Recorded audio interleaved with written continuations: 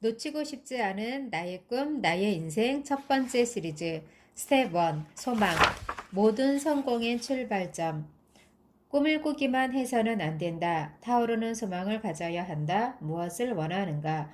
그것을 결정하는 일이 인생의 첫걸음이다. 강렬한 소망은 반드시 실현된다.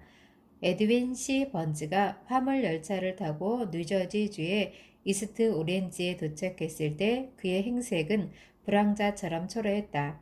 그러나 마음만은 누구에게도 뒤지지 않을 만큼 자신감으로 가득했다. 에디슨 연구소로 향하는 그의 머릿속에는 이미 에디슨과 함께있는 자신의 모습이 그려지고 있었다. 그의 인생에서 가장 큰 소망은 위대한 발명가 에디슨과 함께 사업하는 것이었고 그 첫걸음으로 에디슨 연구소의 문을 두드렸다. 번지의 소망은 단순히 꿈이나 희망 같은 추상적인 것이 아니라 그런 모든 것을 초월하는 절대적이고 확고한 욕망이었다. 처음 번즈가 에디슨과 일하고 싶다는 생각을 떠올렸을 때 그것은 어쩌면 단순한 꿈이었을 수도 있다. 하지만 그것을 계속해서 되뇌고 마음에 품은 채 에디슨 앞에 섰을 때 그것은 더는 꿈이 아니었다. 그로부터 몇 년 지나지 않아 번즈는 어엿한 공동 경영자로서 에디슨 옆에 섰다. 그의 인생을 건 소망이 실현된 것이다. 그는 모든 정력, 능력, 노력, 그리고 그 밖의 모든 것을 이 절대적인 소망에 쏟아부어 대성공을 거두었다. 오직 한 길만을 바라면 이루어진다. 에디슨 연구소에서의 처음 5년 동안은 별다른 일 없이 지나갔다. 누가 봐도 번즈는 큰 회사를 이루는 작은 톱니바퀴 중 하나에 불과했다. 그러나 번즈 자신은 처음 에디슨을 만날 때부터 그와 동업하겠다는 생각을 잠시도 잊은 적이 없었다. 번즈는 공동 경영자가 되기 위해 철저한 계획을 세우고 있었다. 그 계획에는 퇴각을 위한 어떤 길도 마련하지 않았다. 이스트 오렌지에 처음 찾아왔을 때부터 그는 에디슨에게 일자리를 얻겠다는 소극적인 생각은 추호도 없었다. 그는 에디슨과 동업을 하기 위해 이스트 오렌지에 왔다고 몇 번이고 거듭 마음을 다졌다. 그래서 에디슨 연구소에서 소망이 무너졌을 때를 대비하여 따로 차선책을 마련해 두자는 생각 따위는 조금도 하지 않았다. 단지 이 세상에서 성취하고 싶은 일은 단 한 가지이며 그것만을 위해서 인생의 모든 것을 걸겠다고 단단히 결의했다. 번즈는 에디슨과 동업자가 되어 사업을 하는 것이 내가 이 세상에서 반드시 해내고자 하는 유일한 것이다. 나는 그것을 위해 다른 곳으로 돌아갈 수 있는 모든 다리를 불태우고 나의 모든 미래를 걸어 성공을 얻어낼 것이다. 라고 생각했다. 그러고는 끝내 자신이 그리던 미래를 손에 넣었다. 번즈는 후퇴란 불가능하며 승리가 없으면 오직 패배뿐이다. 라는 엄격한 양자택일의 길을 스스로 만들어낸 것이다. 이것이 바로 에드윈 C. 번지의 성공 철학이었다. 옛날 어느 위대한 장군이 전쟁터에서 중대한 결단을 내려야 할 시점에 몰렸다. 장군과 그의 1000명 남짓한 병사들이 1만 명이 넘는 용병이 기다리는 적진 한가운데로 쳐들어가야만 하는 백척간뒤에 서 있었기 때문이다. 고심하던 장군은 먼저 병사들을 각 선박에 나누어 태운 뒤 가만히 적국으로 숨어 들어가서는 군사와 무기, 탄약을 모두 배에서 하산시켰다. 그러고는 병사들에게 모든 배를 불살라 버리라고 명령했다. 장군은 붉게 타오르는 배들을 가리키며 말했다. 제군들, 지금 우리의 배는 화염에 쌓여 불타고 있다. 우리에게는 이제 도망갈 배조차 없다. 그러므로 싸워서 이기는 것 외에는 살아서 돌아갈 길이 없다. 우리에게는 승리가 아니면 전멸이 있을 뿐이다. 놀랍게도 그들은 이 싸움에서 승리했다. 어떤 일이건 승리를 얻기 위해서 스스로 자기의 배를 불태워 퇴각을 위한 모든 수단을 끊는 결단력이 필요하다. 이것이 성공 철학의 제1단계 스텝 1인 불타오르는 소망의 위력이다. 불에 관한 이야기를 하나 더 소개하겠다. 아주 오래전에 시카고에서 큰 화재가 발생한 적이 있었다. 상인들은 길 모퉁이에 모여 어젯밤까지 자기들의 가게가 있었던 불탄 자리를 물끄러미 바라보고 있었다. 그들은 이곳에 다시 가게를 짓느냐 아니면 좀 더 장래성이 있는 다른 곳으로 옮겨가느냐를 의논하고 있었다. 결국 단 한 사람을 제외하고는 전원이 시카고를 떠나기로 결정했다. 시카고에 머물며 가게를 재건하기로 한 그 사람은 불탄 자리를 가리키며 이렇게 말했다. 여러분, 앞으로 몇 번이고 불에 타 없어진다고 해도 나는 반드시 이 자리에 세계 최고의 가게를 재건할 것입니다. 이렇게 하여 그때 세워진 건물은 오랜 시간이 흐른 지금도 불타오르는 소망을 상징하는 기념탑으로서 웅장하게 서 있다. 불탄 자리에 남아있던 단 한 사람, 마셜 필드도 다른 사람들과 마찬가지로 전망이 없어 보이는 그 땅을 버리는 일이 더 쉬웠을 것이다. 그러나 왜 그는 그러지 않았을까? 여기서 마셜 필드와 다른 상인들과의 차이점을 주의 깊게 살펴볼 필요가 있다. 그 차이야말로 한 사람을 성공으로 이끌어 가느냐 아니면 실패로 끝나게 하느냐 하는 핵심이다. 가령 당신이 많은 부를 쌓고 싶다면 단지 갖고 싶다고 생각하는 것만으로는 돈이 손에 들어오지 않는다. 마음속으로부터 부자가 되고 싶다고 간절히 염원하고 그 소원을 달성하기 위해 착실한 계획을 세운 다음 결코 타협을 허용하지 않는다는 결심 아래 그 계획을 실천해야 그 소망을 성취할 수 있다. 소망 달성을 위한 6가지 원칙. 부자가 되고 싶다는 소망을 달성하기 위해 반드시 기억해야 할 6가지 원칙을 소개한다. 첫째, 당신이 바라는 돈의 금액을 명확히 한다. 단순히 많은 돈을 벌고 싶다라는 생각만으로는 안 된다.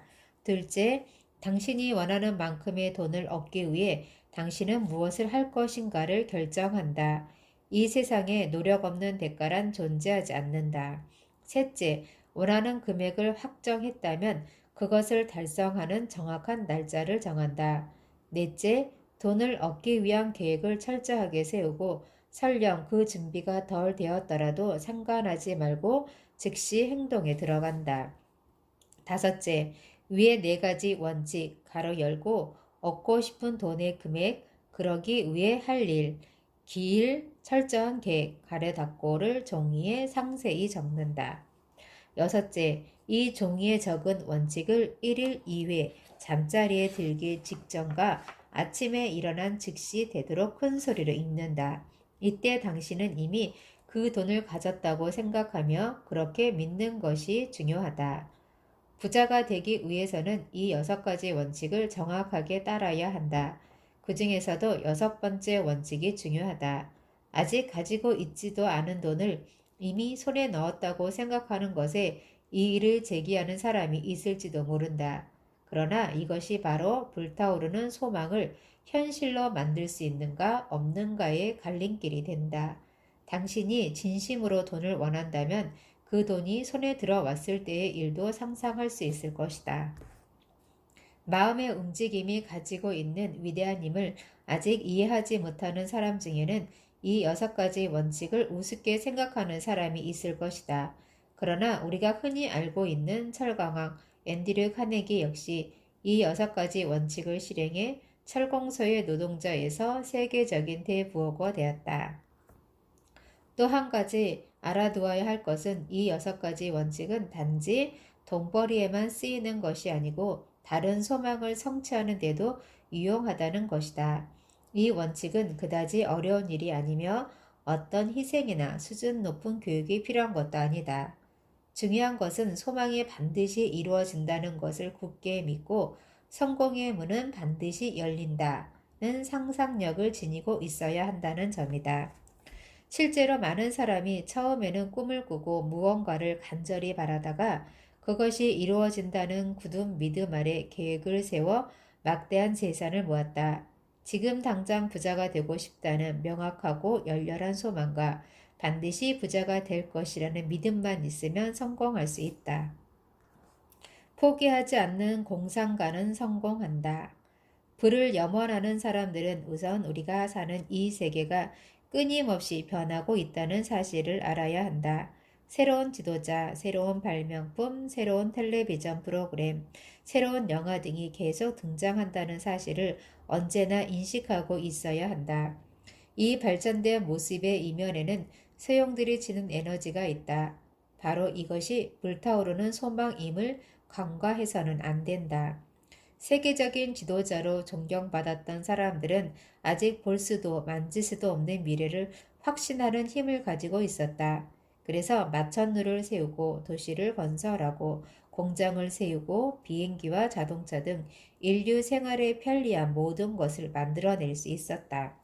이 변화무쌍한 세계에서 성공하고 싶다면 당신을 공상가라고 비웃는 사람들의 말에 동요해서는 안 된다.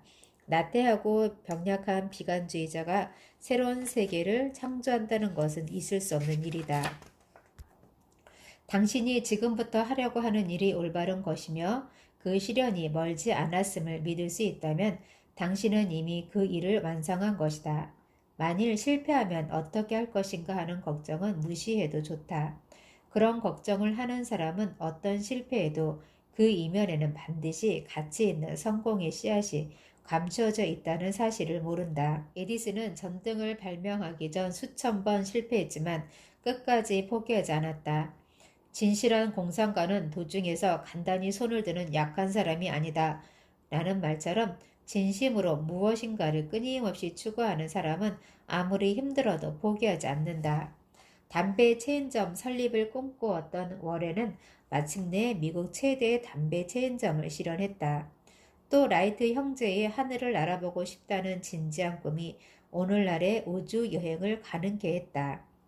마르코니는 눈에 보이지 않는 전파의 힘을 이용하는 것이 꿈이었다. 그 꿈이 오늘의 라디오와 텔레비전을 탄생시킨 것이다. 그러나 마르코니가 전선을 사용하지 않고 공중의 전파를 띄워 통신할 수 있다는 이론을 처음 발표했을 때 친구들은 그를 정신병원으로 데리고 갔다. 남들 눈에는 말도 안 되는 허무맹랑한 이야기였으나 그에게는 불타오르는 소망이 있었고 마침내 꿈을 실현했다. 주의 깊게 살펴보면 지금도 아직 발견하지 못한 발명의 기회가 널리 있다는 것을 알 수 있을 것이다. 무엇이 되고 싶다든가 무엇을 완성하고 싶은 강렬한 소망을 지닌 사람들을 공상가라고 부른다. 공상가라 하면 막연히 꿈만 꾸는 사람처럼 들리지만 진실한 공상가란 바보도 게으름뱅이도 도박꾼도 아니다. 하지만 성공에 이르는 길을 개척해 나가려는 사람들의 시작은 비참한 경우가 많다. 게다가 도중에는 손바닥이 터지도록 고난에 시달려야 한다. 존 버니언이 철로 역정을 완성한 것은 종교 재판에 져서 투옥된 이유였다. 오 헨리는 오하이오주에서 수감 중에 비로소 자신에게 잠재해 있는 천재적인 재능을 깨달았다. 그리하여 비참한 범죄자로 일생을 끝내지 않고 위대한 작가로서 또 하나의 생애를 견고하게 구축해냈다. 찰스 디킨스는 물건에 상표를 붙이는 평범한 기능공이었으나 쓰라린 시련을 경험하고 난 후 세계적인 작가가 되었다.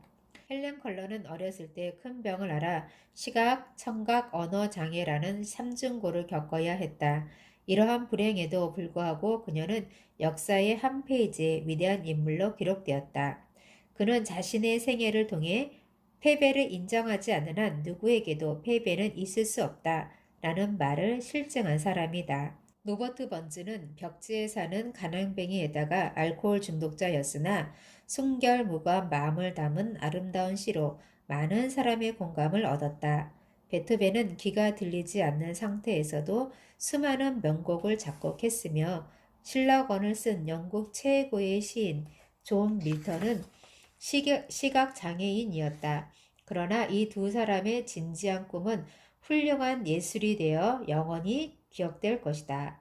지금까지 열거한 사람들 외에도 자신의 운명을 개척한 사람은 무수히 많다. 만약 당신이라면 비참하고 가난한 인생을 감수할 것인가? 아니면 성공하겠다는 소망을 불태울 것인가? 다음의 시를 음미하면서 생각해 보기 바란다. 인생을 싼값에 파는 사람에게 인생은 그 이상을 지불하지 않습니다. 시간이 흐른 뒤 후회해도 이미 소용이 없습니다. 인생에 고용되려고 하는 사람에게 인생은 원하는 만큼의 급료를 주겠지만 한 번 급료가 결정되면 일생 그 급료로 참아야만 합니다. 가령 비참한 일이라도 자진하여 고생을 배운다면 자립심을 가지고 전진하는 사람에게 인생은 넘치는 부를 줍니다. 인생은 원하는 만큼 준다. 하지만 단순히 바람을 가지는 것과 소망을 현실의 것으로 받아들일 마음의 준비를 하는 것은 근본적인 차이가 있다. 소망이 반드시 실현될 것을 마음으로 믿지 않는 한 그것을 받아들이는 마음의 준비를 할 수 없다. 즉, 희망이나 기대가 아닌 신념을 갖는 것이 중요하다. 동시에 항상 마음의 여유를 가지려 하는 것도 중요하다. 신념은 물론이거니와 성의와 용기도 마음이 초조하면 발휘하기 어렵다. 소망은 불가능을 극복한다. 이번에는 나에게 가장 큰 감동을 준 인물을 소개할까 한다. 그와 처음 만난 것은 그가 이 세상에 태어난 지 불과 몇 번 후의 일이었다. 의사는 이 갓난아기가 평생 농아로 살아야 한다고 선언했다. 나는 의사의 단정 짓는 그 말을 믿지 않았다. 나에게는 믿지 않을 권리가 있다고 생각했다. 바로 내가 그 아기의 아버지였기 때문이다.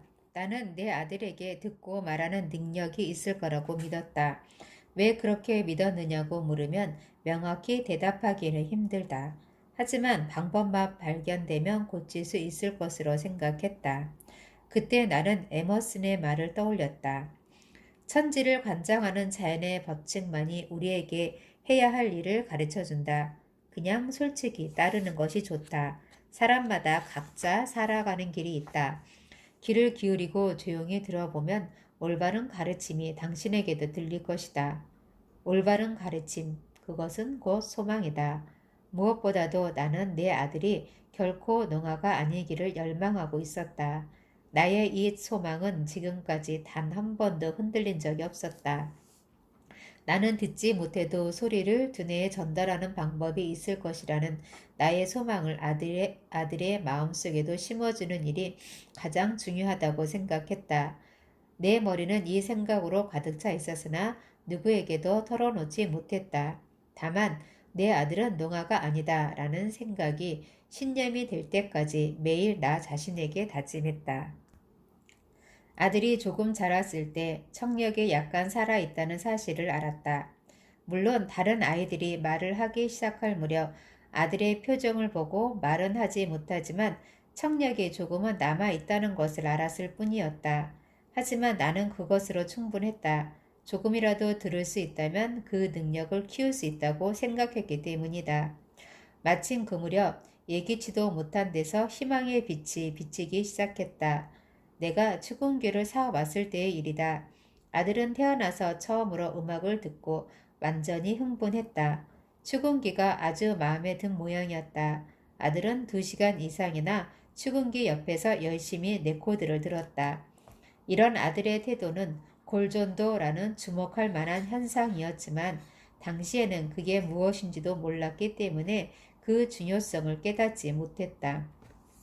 아들이 취근기에 실증을 낼 무렵 나는 아이의 두개골에서 비스듬히 아래쪽에 있는 뾰족한 뼈에 입술을 대고 말하면 아이가 알아듣는다는 사실을 발견했다.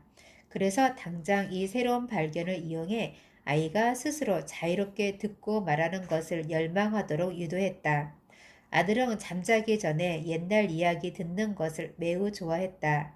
그래서 나는 특별한 이야기를 창작해 들을 수 있는 정상적인 사람이 되고 싶다는 열렬한 소망과 자립심, 상상력을 갖도록 아들을 철저히 훈련시켰다.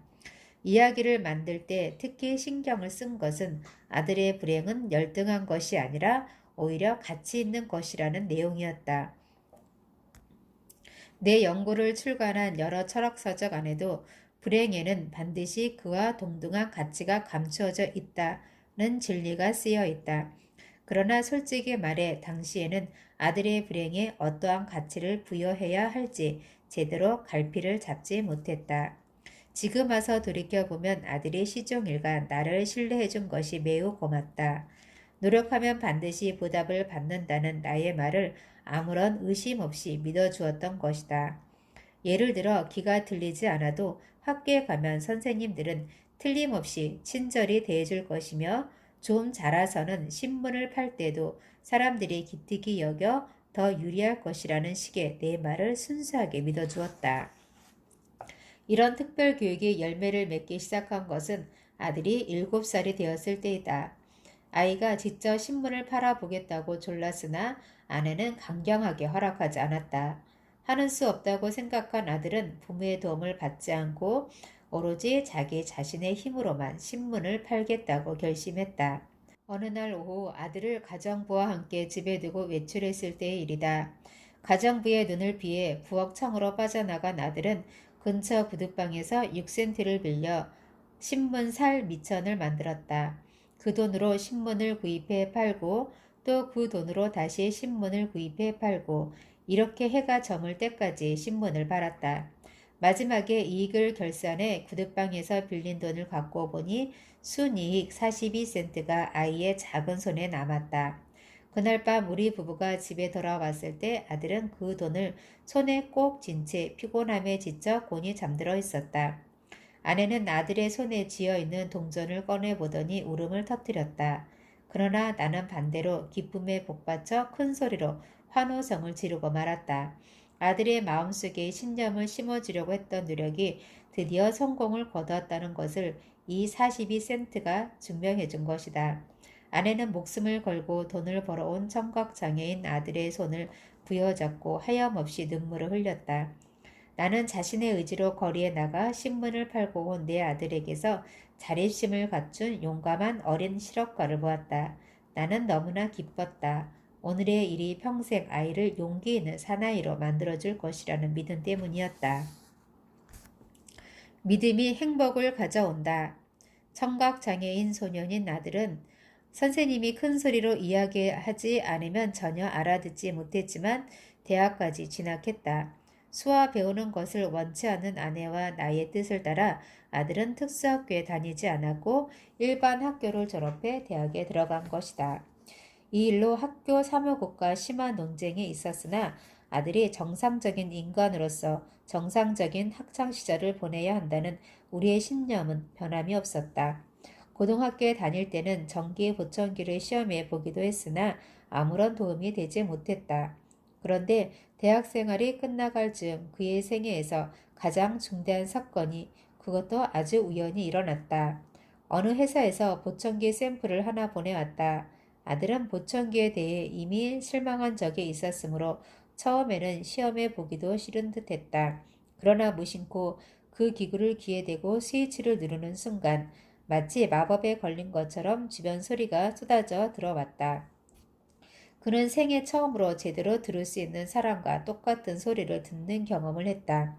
그는 흥분해 가장 먼저 어머니에게 전화를 걸었다. 그리고 어머니의 말을 뚜렷하게 자신의 귀로 알아들었다.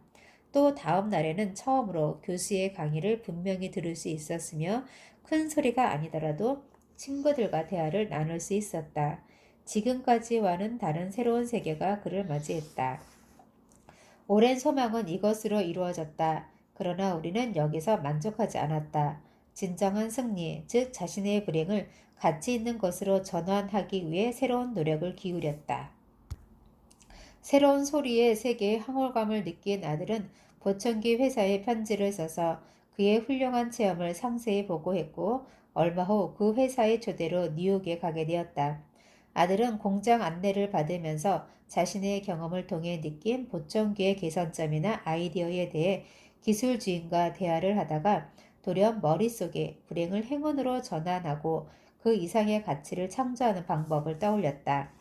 그때 아들이 생각한 것은 자신의 경험을 살려 청각장애인으로 일생을 보내야 하는 수많은 사람에게 도움을 주고 싶다는 것이었다. 그 후 한 달가량 보청기에 관해 재검토하는 한편 실태 조사를 했다. 그리고 한 사람이라도 더 많은 사람에게 이 새로운 소리가 있는 세계를 알리고 싶다는 소망을 실현하기 위하여 우선 전 세계의 난청자들을 만나봐야 한다고 생각했다.